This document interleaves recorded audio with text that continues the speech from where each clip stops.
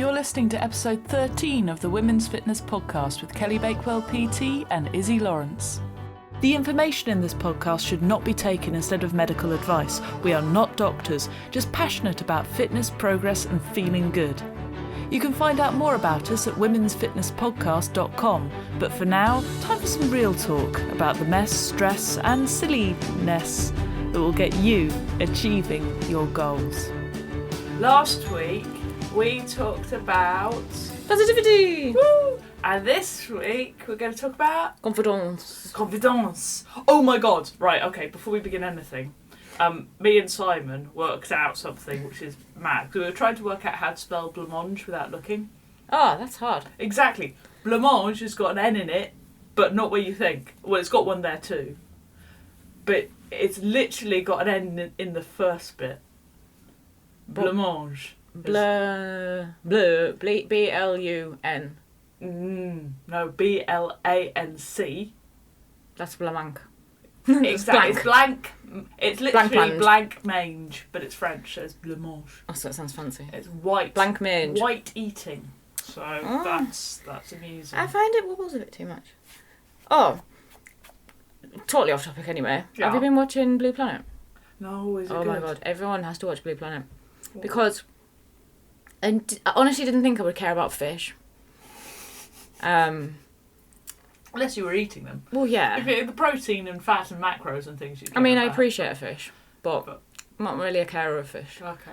But there's I did cry on one episode about plastic bags. That was terrifying. That was absolutely horrible. But last week's one, there was this octopus. And octopus are really clever. Yeah. You know this. Yeah. Like about a 3 or 4 year old kind of clearness. Yeah, like a dog. If 3 or 4 year olds could like change colour. Yeah. Well, there was this little one and she was really sweet. She was a really sweet octopus.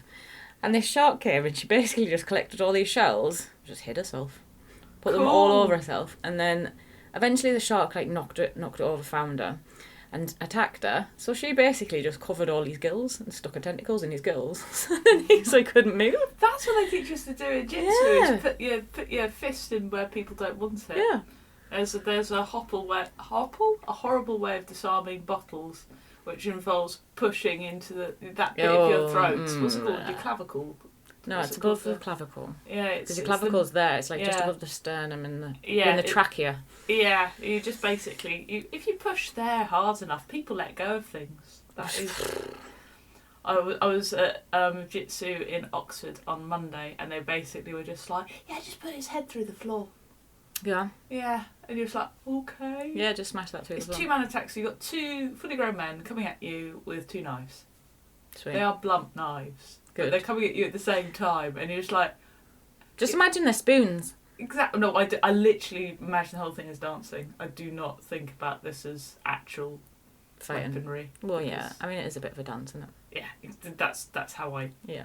And also that means your feet are better if you pretend you're dancing. True. But I've got to do this thing which is called commit, which I'm very bad at because I know how to do the throws. You just got to commit to it. Yeah. Yeah. But I'll fall over and look stupid, so it's better to do them half wrong. It isn't, because this is that confidence thing as well. And when I'm teaching people boxing, like women love boxing. So we don't get to hit things. No, and in general, the girls I'm teaching are like absolutely loving it. But I teach proper boxing, so not like high intensity PT boxing. Not like the stuff that Chloe does with Zumba, which is really fun. Yeah, really good fun. But where you sort of like obviously your arms are coming air. like right out, and if you swing right out, someone would dig you in the ribs. But for high intensity, that's good because you need your arms to go everywhere, like extra calories. But we teach proper boxing, and the biggest thing I have to do is to stop people leaning back. Mm-hmm. I'm like, you've got the gloves on, lean in, bully me, don't let me bully you. I haven't even got gloves on. And everyone's like backing off, but without knowing they're doing it. So I have to make them ram their shoulders in and have the confidence just to push forward. And I think one of the things that we have to get over is the fact that they think they look silly. And I'm like, you will look sillier if you just half-heartedly like tap the pad than if you just go ham on it. Because I'm teaching you boxing, so I'm here. I know what I'm doing. You're throwing the punches. If you just go, That looks silly. I think it. Just I think commit to it. Exactly. In the looking silly part, particularly because we have to do. Presumably, you did this for your judo, but we have to do like katas and stuff. Yeah. And doing the kata is literally like there's an elbow kata where you're literally doing that Prince Charming thing. Ridiculous, nothing to be scared of. And you got to walk around going boom. Yeah. Yeah. So you're literally that was a elbow in the air for you can't see. You can't see, but it's literally boom. Yeah. It's like I'm gonna break your collarbone. No, I'm not. I'm literally just wafting around in the air, looking a bit like a chicken. Yeah. But there is nothing. The thing is, it's like you're saying. It's silly, and you have to acknowledge it's silly. And you have to go, well, I'm going to be the silliest and best at the silliest. Do you know, since you did that crab walk in my glute class, so I think some of the women think that is actually just how you do the exercise. Oh, okay, excellent. So some of them have just carried it on. And I'm just watching them, I'm like, okay, good, fine, this is fine. Well, for that, when Kelly does... Well, I hate crab walks because it hurts. Yeah, they're tough. And so to distract myself, I pretend I'm a crab, so I do pincers at the same time. Yeah, and a couple of people have taken that on. Yeah, which is, it caught fun. on. I'm going to miss it again this Saturday, because obviously I will be hurtling myself over people's heads. Yeah. Doing, like, dives over... I think the maximum number of people I need to dive over is 2, so it's not too bad. Oh, okay. So it's fine. I think it goes up if I want a blue belt. But yeah, but I don't like it. But it'll be fun. Can you miss a belt in yours and go straight up, or just go? You can if you're good enough. Yeah, I did that in judo. I'm not good. Which bit did you jump? I had yellow, blue, I think. Wow. Yeah. Because in ours, blue's like just before brown. So yeah. It is, wow. So you went straight to brown from wherever it was you were before. Yeah. That's pretty sweet. And then you get obviously 1, 2, 3 pieces of electric tape. Brown belt, 1 piece of electric tape. Oh, nice. We don't. They changed the badges on, so you get hacks once you've been teaching a year, and that means you can go for black. Oh, nice. But you have to teach. Oh, do you? Yeah, that's part of it. So you become a sensei as a brown belt, and you have to run a club for a bit and teach. And then you can go for your black belt, and it takes a year between that. They make you work, and it's 6 months. I'd have to if I was super good, I wouldn't be able to go to the next grading if I get my grading this year, because you have to wait. It's like the fastest you can get your black belt is 5 years, I think. Oh, foundation. I mean, that is pretty intense. Most people do it in sort of 8 to 10 to 12. I mean, that is commitment, isn't it? Yeah. Well, what I really like about it though is the confidence it does give you, because I did my last grading. I had a gig straight afterwards. I'm not doing that to myself this year. Good. Because that was quite... But it was a local gig in Reading, and I was following a really amazing comedian called John Maloney, who's just awesome. And normally I'd be like, oh shit, this audience has been sat there for 40 minutes. They're not going to... They want a wee, they want a drink. And I just went up there, having done a grading, just like... They haven't got knives. This is great. This is the easiest thing. And it's just, I really recommend any martial art or any activity, probably things like climbing, that will put you in a position where you're scared. Okay. And put you in a position where you will fail as well. And you have the consequence of that failure and realising, and then just carrying on. I know, that is the basis for me of what confidence is. You don't have to work at confidence, really. You just have to not be scared to fail, because then that you have confidence anyway. Yeah. So if you're not scared of failing something, which we all are a little bit. I mean, I don't suffer from it anywhere near as much as I used to. Well, you can tell that because you're just like, I'm going to get this qualification, I'm going to change my life, I'm going to etch-a-sketch this, I'm going to do this, and then I'm going to do that, all at the same time recovering from, horrible debilitating diseases. Yeah. And you just go, you tend to naturally, it seems, give it 100% whatever you're doing. Yeah, because what's the point if you don't? Well, exactly. Like, because just whole ass everything. Yeah. Don't half-ass things. Whole ass. Go in with your whole ass. Yes, and she does teach an ass class. Yeah, exactly. 2 ass classes a week. I mean, Monday, talking about positivity. Was it Monday? Tuesday. I drove to my fibromyalgia and back pain appointment that I've been waiting for 2 months. Put it into my sat nav. Got to the hospital. Went in. It was the wrong hospital. No. The other one was 46 minutes the other direction.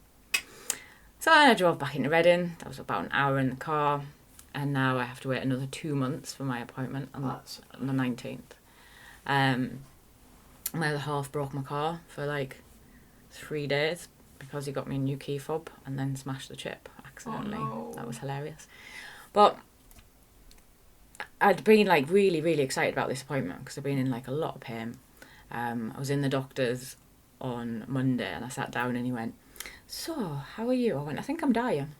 Mm-hmm. Like, no, I didn't feel like I was being dramatic at that time. I was like, I had a little cry in the doctor's. I was like, I don't think I can take this anymore. So he gave me more tablets. It's like 26 tablets a day. Whoa. And if you think about, it's really difficult to think about big picture, and you get that thing where people say, oh, there's always people that are worse off. But that doesn't mean that you can't validate your own illness. Like, what you go through is hard. And you are allowed to feel a little bit sorry for yourself every now and then. But for me, like, the guys at work are always like, you would never ever know that you had anything even wrong with you, let alone it was serious. Because if you start to act like a victim, then you become one, because your mental state very much depicts how you then act. And you might not even think that you're doing, that you've changed very much, but if you ask like a really close friend that will be honest with you, then they can tell you. So on Monday, I got him, I was just like, do you know what, I'm annoyed, but I can't do anything about it. So there's absolutely no point holding on to it. That's really good. There's a rule which actually Sarah Millican taught me, and look at clang, which is you don't think about a bad gig after midnight. You can dwell on a bad gig until midnight. So you can dwell and you can beat yourself up as much, and then there's a cut-off point. And there's also a thing which I do, which is I have a bad memory. One of my worst memories, weirdly, is, and the one that I've come back and I just can't believe I did that, was I borrowed a pair of shoes and I didn't return them immediately. And so somebody was slightly inconvenienced for half an hour because they couldn't leave because I had their shoes. Wow. But I didn't even think about it. I was just like, "Ray!" And I forgot I was wearing them. And why did you borrow someone's shoes? Because I didn't have the right sort of shoes to go and train in this at school. Oh, fine. I thought you were on about like like in a stand-up thing. I was like, why would you borrow someone else's shoes? No, this was when I was like a kid. I mean, that is a weird worst memory. Well, no, it's one of the ones where I feel really guilty. Oh, okay. But what I do is I literally just I visualise it and make it really small, and then put it in, like, you know, the old like waste paper baskets you used to get on old computers. I put it in that, and I have the little noise of the. Oh, that's cute. And that kind of helps, and then I'd move on. But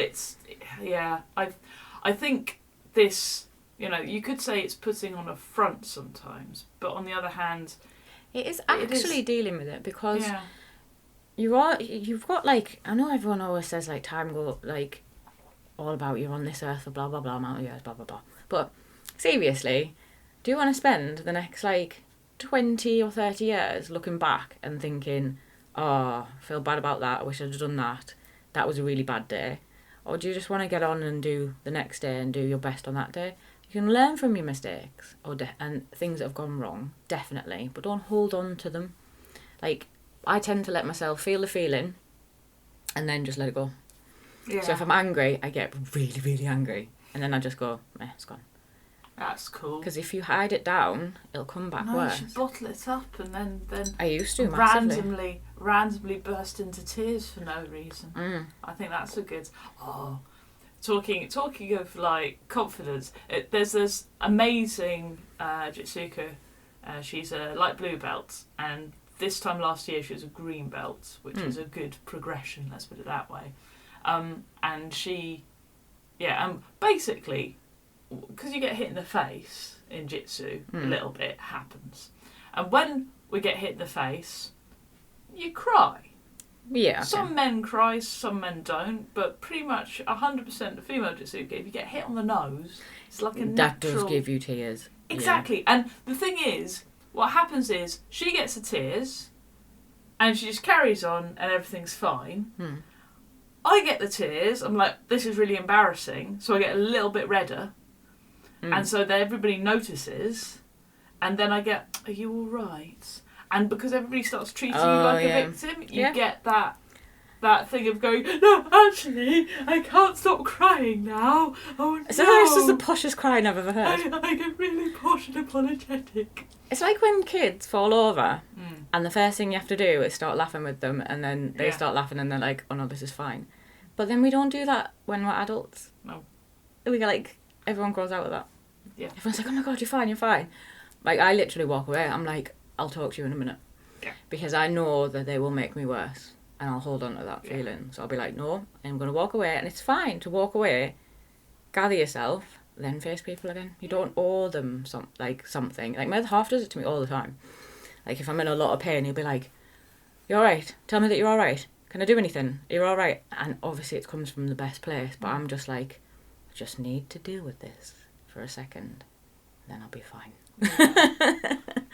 It is, yeah. It's difficult, man. It's difficult. I mean, I think it's quite easy. I mean, you see it a lot in new stand-up comedians as well. This sort of, I will be confident, and then the moment they forget a word and they stutter, it all falls apart. Yeah. It's the same in when I'm teaching the clients. Like, the second that they feel like they've done a bad rep, I then have to talk them down. I'm like, I never let them end on a bad rep, and that is part of the confidence thing. Never let yourself end on a down. So if you've messed up a rep, do another one perfectly, and then leave it there. Yeah. Don't try and go on. Leave it there. Unless you're like injured. Well, yeah.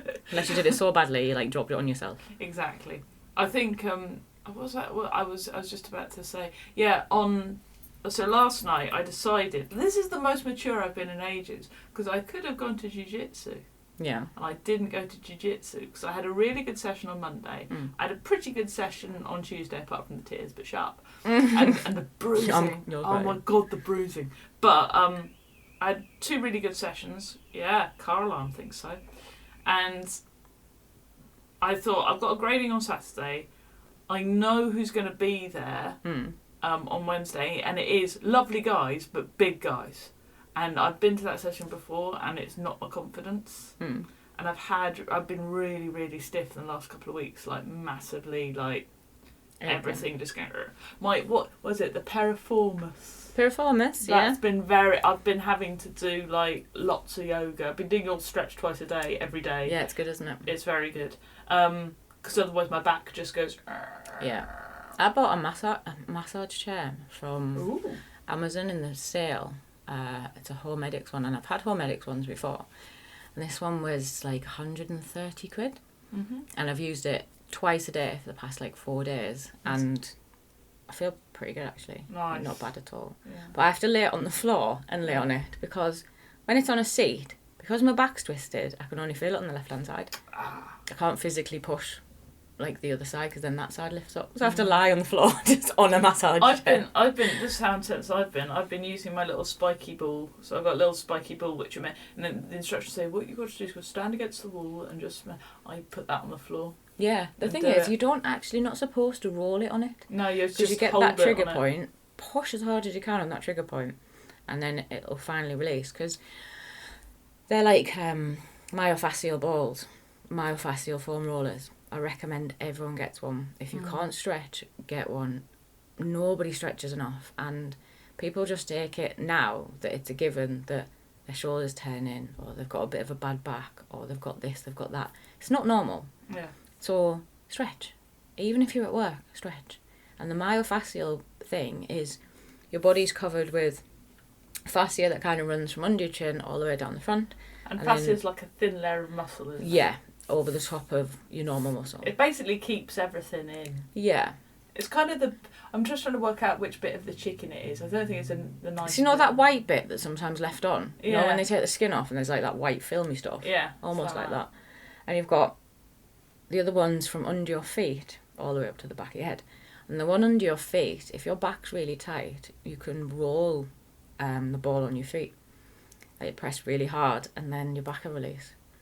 That's weird. So it's really cool, but that'll tickle as well. Yeah. So sometimes when you know when you've pulled a muscle because it's very deep.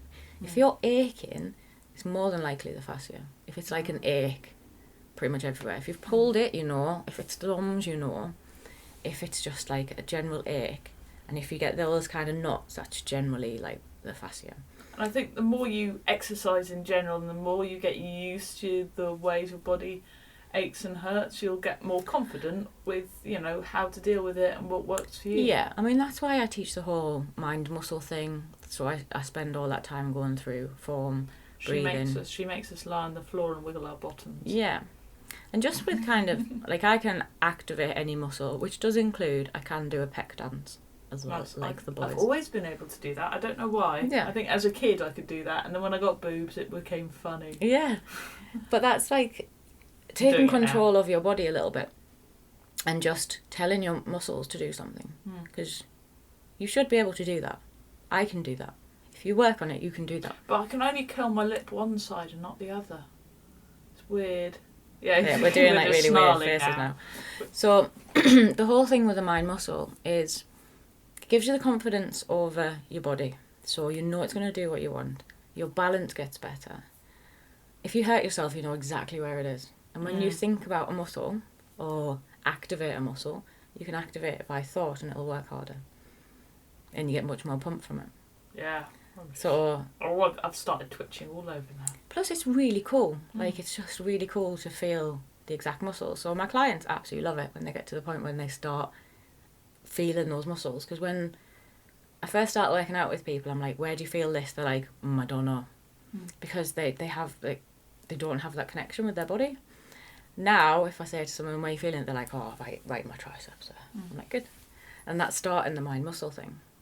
So myofascial release you'll be able to find those trigger points quite quickly, and you'll pretty much be able to find them every single time. Press down on them, they release, and you feel so much better. Those really hurt. Yeah, and it is that thing of just going, because it's a kind of good hurt, but it's mainly a hurt. Yeah, I mean the faces that people pull on foam rollers, it's just amazing. I mean, foam rollers for me, they're just not enough. No, but you have to put your body weight on them. Yeah, I do. But it's very difficult, particularly hamstring. Quads easier. Yeah, you're quite tall as well. Yeah, so the hamstring, I basically cross-legged, go on one hand, and then just lean, but it's not quite... Yeah. I need to hold, like, loads of weight, but... Or just get a spikier one. Yeah. Like a harder one. Yeah. But the ball works on hamstring, so it just takes longer. Yeah, I mean, it's just releasing that muscle. Especially if you sit all day, your hamstrings get short. If you wear heels, your calves get short. So you're not in a stretch, shorten cycle either if you're not working out that much. And if you're not stretching, if you're just working out, you're shortening them further. So you're going to end up with really tight back of the legs. Your back will crunch in because your hamstrings and your calves are short. And you'll get backache. Yeah, from your hamstrings and your calves. Everything is in like balance and. What about? I like we started talking about confidence and just went, nah, let's just talk about whatever. I think it's just how this happens. Part of being confident is you can psychologically trick yourself. A friend of mine, Jeff, he did a gig in the London Eye, which was the weirdest thing, and he basically did a gig in front of two sets of people. One set of people had a pen, which they put lengthways in their mouth. And the other set of people had a pen which they put sideways in their mouth. And the gig with the pen where people were sideways in the mouth was 10 times better than the gig with the pen when it was like, backwards and forwards in their mouth. Simply because if you like stuck on the end of a pen, you naturally frown. Yeah. And when you put it on the side of your mouth, you naturally smile, and therefore you're in a good mood. Cool. And so a lot of this standing up, having good posture, which is about stretching, it is about working out and having the muscles to be confident and to, have the natural posture naturally, it takes work. And what that does, though, is it fills you with confidence. When you walk in the room and people turn and look at you, simply because you have the air of somebody who is, for a better word, alpha.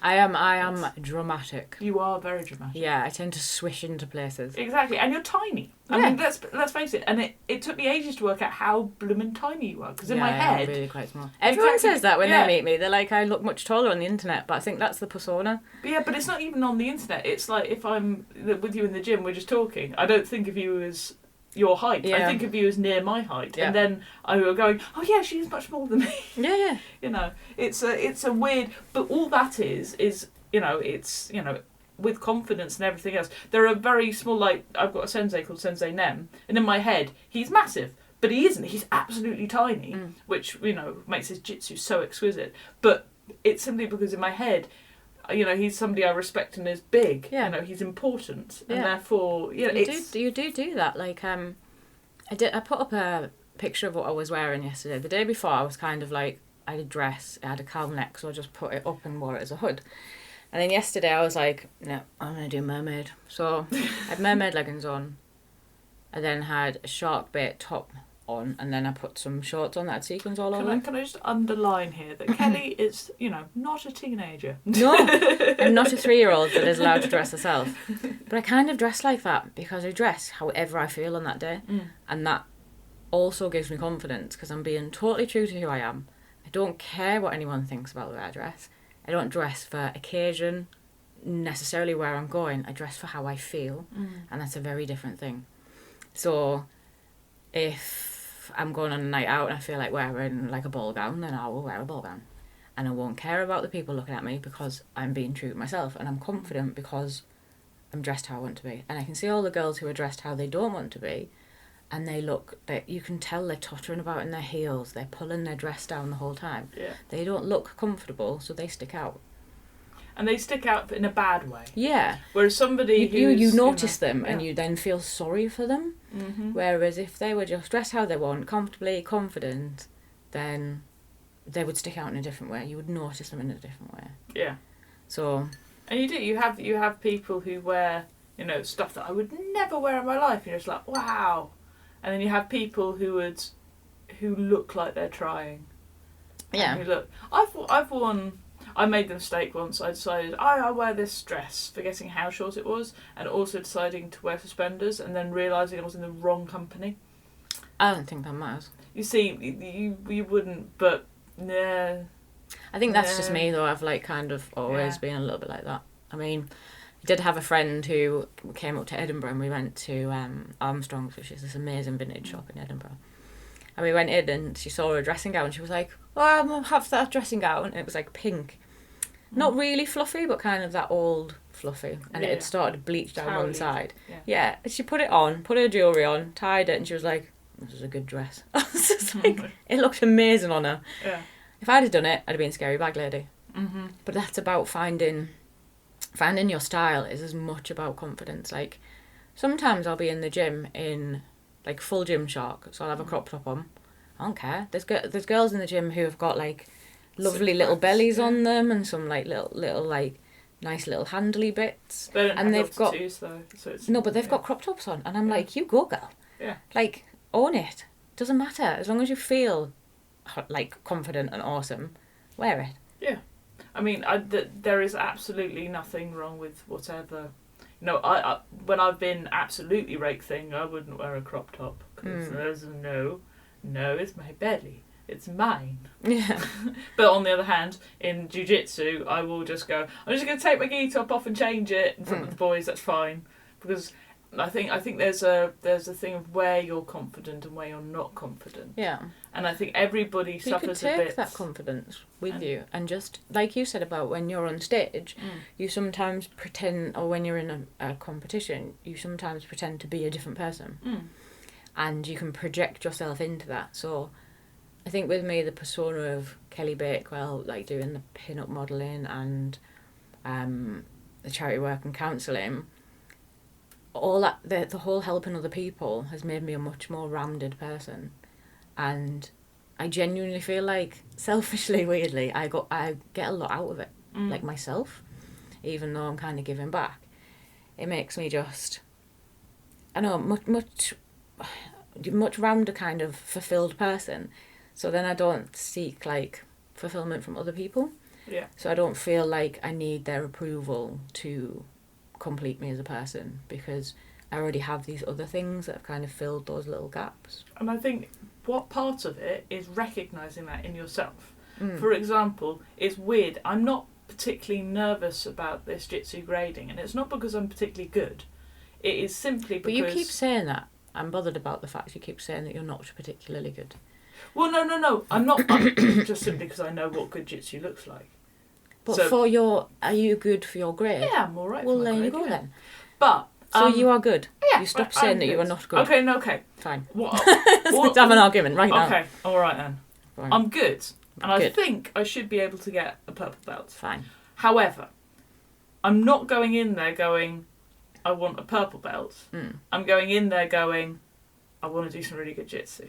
Yeah, and then the result of it. And even if that jitsu isn't enough, according to some, people who've done it, for many years, they say, okay, it's not quite good enough for purple belt.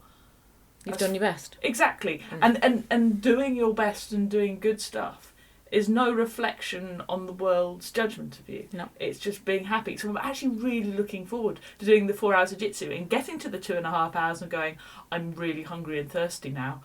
I really want to die. And they're making me do the difficult stuff now. Yeah, excellent. It's the little voice in your head challenge-y thing that is going to be so much fun to try and beat. Do you know what really bothers me about confidence? What? Self-confidence books. Really? They piss me right off. Why? Because the whole point of self-confidence is that it's self-confidence. Only you can find it for you. Like, reading through this book, wasting your money on these books. Like, the whole secret thing, and I'm sorry if you're an advocate of it. Secret. But you can't sit in your front room and expect the world to deliver it to you, which is something that a lot of these messages trick people into thinking. If you go out and you expect something good to happen, fine. You can't request it from the universe, sit on your ass in the front room and not do anything and it happen. You have to do things, and don't get tricked into getting a book about it. Although a very good comedian called Maria Bamford made, because the secret tells you to make like a collage of things you want. Yeah. And she put on this really nice microwave that she wanted. Yeah. And her sister came round and said, "What? You want a microwave? That's really pathetic. I'll get you a microwave." Actualised. I mean, the thing is with visualisation works because it becomes attainable. So if you have like a dream and you do visualisation, then it steps down from being a dream to something because when you visualise something, you in effect then find ways to get it. So you then give yourself a path, and then it becomes not a dream anymore, it becomes realistic. So visualisation just takes something from dream to realism and shows you how you can get there. I think as well, it's not about the end point. Yeah. If you visualise doing the work, so it's not just like you look at the dream body you want, for example, and the ability that you want. Yeah. You shouldn't just think about that and you in that position at the end. You should think about the work it takes to get there and how much you want to do that work. Exactly. Because we've all had that thing where we've either wanted that house or we've wanted that job and we've worked really hard towards it, and then you get it and you're like, okay, what now? I'm empty now. Exactly. So you can't just keep chasing things and thinking, right, I want the house, I want the car, I want the money. Because they're just things. And when you get them, you're like, oh, okay, I need to think of the next thing. And then you're always chasing the next thing. You want to get yourself to a point where you're happy with what you've got and anything else is extra, but you're happy as a person. And if you lost everything, you'd still be quite happy. Yeah, exactly. I Which mean, is I'd be really naffed thing. off if I lost all my shoes. Oh yeah, you would. I have a lot of shoes and clothes. You just work towards buying new shoes. I know, but some of them are really good. I know, but you can. I know. Go shoe shopping. It'll be fine. True. I mean, I've probably got about 65 pairs of shoes. Not even exaggerating. People go to me, what have you done without children? I'm like, look at my wardrobes. I have 4 wardrobes and 62 pairs of shoes. I think I've got 9. I do need to have a clear out, to be fair, because I'm running out of space. But I found Depop, where you swap things. It's amazing. Ooh. I'm like, I have these tops, and then people give you new tops. No. That sounds exciting. People just go, I'll just go, I got these tops, and they're like, those are falling to bits. I'm like, yeah, I like to wear them a lot. Oh dear. But yeah, I'm one of these people who, because in my head, I always think I'm going to be like, I think like Ray Mears. I think I need everything on me and be able to tackle any situation. And I'm just like, but I also need to look pretty because that makes me happy. So there's a sort of weird thing where I just end up wearing jeans and a t-shirt and a jumper most of the time. Well, I have like a giant backpack, which has got up to many things in. Some of which I've used, some not. It's a good backpack. I need a new backpack. Mine's got a hole in, but I like it. Do you know, it was 15 quid in Reading from that guy that sells backpacks. Oh, nice. Yeah, on that stall. There we go. Just in case. Roll. There you go. Anyway. So yeah, confidence. Confidence. It's only you that can do it, to be honest. Yeah. And you need to, if you're a much more rounded person, like I said, try and find something that's going to make you, I don't know, like I don't want to say the word complete because that sounds rubbish, but just so that you're not trying to fill a hole with other people, because those people will come and go and they've got their own issues and their own problems. You need to be happy in yourself so that you've got the confidence to just, like, a lot of girls I know, if they're meeting their friends on a night out, will not want to be the first person there.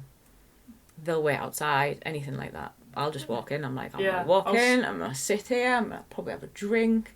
I'm happy on my own, in my own space. I'm confident enough to sit in a bar on my own and wait. I think a lot of the time in my 20s, what I used to do is I used to always have music on, always have something, so I wasn't left alone in my thoughts. Yeah. And while that's great if you're listening to podcasts, do take the time out just to be. Yeah. Yeah. Even if it's just in the bath with a rubber duck. Okay. That sounded like really, really promiscuously weird. What? A rubber duck? I don't know. I think I sexualised that. Okay, you shouldn't sexualise a rubber duck. I know I shouldn't. I don't know why that happened. Yes.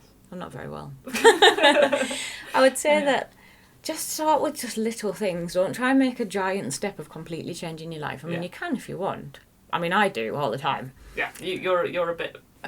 This now! I was like, I'm going to move down south. I'm going to do a new business, job, everything. And I'll buy a house. Good. And then I was like, I'm not going to do that again. 6 months later. And I'm here. Yay. So I'm like very much an all or nothing person. If that's you, brilliant. But then try and channel it, because I was explaining this to a good friend the other day, bless him. He's in a bit of a position where he's quite young and he's really finding it difficult to connect with a lot of friends. He gets depression quite easily. And he was wondering why kind of things were affecting him so much. And I tried to explain it that there are certain people, myself included, who just feel things very deeply. So if I go out and see some nature, I'm like, my God, look at that nature. And I love architecture. So I'll notice all the little things in the houses. But then that also means I notice a lot of the bad things. And then you feel the bad things very deeply. But what you've got to think about is you don't want to just label yourself with having depression. You've got to just think about the fact that you're not at baseline. You can either go on tablets and make yourself baseline where you don't feel anything and you just exist, or you can still experience those amazing high points where you can see the good in people and nature and architecture, but that does mean that you will have to deal with those low points and accept that they will affect you quite deeply. You've either just got to accept the fact, like geniuses, there's always that line between madness and genius, because they're so into something, so involved in it, and they can see things on another level, but then that also means that normal things or like the fear of the mundane or anything like that would seriously affect them. So you got to think about whether you just want to be baseline or whether you are going to take, like, in effect, the rough with the smooth. Like, if you want to keep seeing those amazing things and feeling those amazing highs, then you are going to have to accept them lows. Just accept them as a fact. They happen. Deal with that emotion. Move on. And I think that also applies to new stuff that you try in the gym, new exercises, any situation where, to use a thingy phrase, you're out of your comfort zone. Yeah. So you have to accept when you get put out of your comfort zone, you can look like an idiot. You can muck up and you can waste your time. You can hang around people which you later regret. But you could also have the best time of your life. Exactly. Don't. The fear of not doing something means you don't get that experience at all, whether it's a good one or a bad one. You're just depriving yourself of experiences. And that's really sad. It is sad. It's a sad way to live. Yeah. However... Do the deadlift. Do the deadlift. Do it. Do it. Try the chin up. Do some handstands. If you fall on your face, it does hurt. It does hurt. I have done that. We all have done that. Yep. Yeah. I have definitely landed on my neck once or twice and thought, bugger, I've done my neck in a bit for the week. But so far, not landed on my neck. I keep thinking, I've nearly broken my collarbone. No, I haven't. It's okay. I mastered the crawl. And I can do it for a really long time now. But you should a yoga stance, by the way. Yeah, she's not like in the garden. You're only on your hands, and then your knees are on your elbows, and your bum's in the air. And your bum's in the air. But obviously, that looks ridiculous while you're trying to practice getting in it, because it looks like you're trying to be a frog while rocking. Yeah. You look like a nutter. Don't care. Did it. Good. So, confidence, people. Have some. Also, if you can, please do write to us. And our website is www.womensfitnesspodcast.com. You can find us on Facebook, add things there. We're on How is the Diet Going? Very quickly, quick diet update with the cut. I am managing to stay now at about 26, 27 grams of fat a day. Cool. Which is sad. Good. I basically eat one cauliflower a day. That's a lot of cauliflower. I know. And you don't smell, like so that's pretty good. Oh, no. Yeah, I've decided I really like cauliflower. It's good. To be honest, it has been really tough. Yesterday I didn't eat until 4:30. Wow. Which isn't like me at all. I love food, but because food has been hurting me. Yeah. Due to the gallbladder. The gallbladder. So food's been hurting me, and my tablets have been making me feel sick. So those two things combined have kind of got to me mentally, like subconsciously. So I think I'm avoiding food, and then it'll get to 4 and I'll be like, oh, dear me, I haven't eaten. So I need to rain check that in before it turns into anything else. Soup. Yeah, I did have soup yesterday actually. I wandered around the gym with a protein shake. I had soup in it like an old person. Unfortunately, it was pea and ham, and the little stringy bits of ham kept flicking out and landing on my chin while I was trying to inconspicuously drink a protein shake. That's very amusing. Yeah. Alrighty then. So, if you're let us know how you're getting on. Obviously, people are cutting at the moment for different reasons. I'm bulking and resting because I want to do jiu-jitsu, which is just bizarre, and doing lots of stretching. So that's good. You just need that deload time as well. Exactly. So next week I'm back in the gym. Oh, hopefully. Well, we will have a chat next week about what you've done. Yay, we will. Alrighty then. Have a great weekend, guys. Sorry this episode's a bit late. We'll be back next week. High five on the internet. Oh no, I've got my arm stuck. Thanks for listening, but before you go, please spread the word about the podcast. Write us a review on iTunes, and we want your feedback. Go to womensfitnesspodcast.com or email womensfitnesspodcast@gmail.com. You can support us financially on Patreon, and also you can follow us. You can find Kelly Bakewell PT on Facebook and Instagram as @KellyBakewellPT, and you can find Izzy, that's me, on Instagram and Twitter as @Izzy_Lawrence, that is IZI_LAWRENCE. Music by Boothby Graffo, available on bandcamp.com. We'll see you next week. High five on the internet.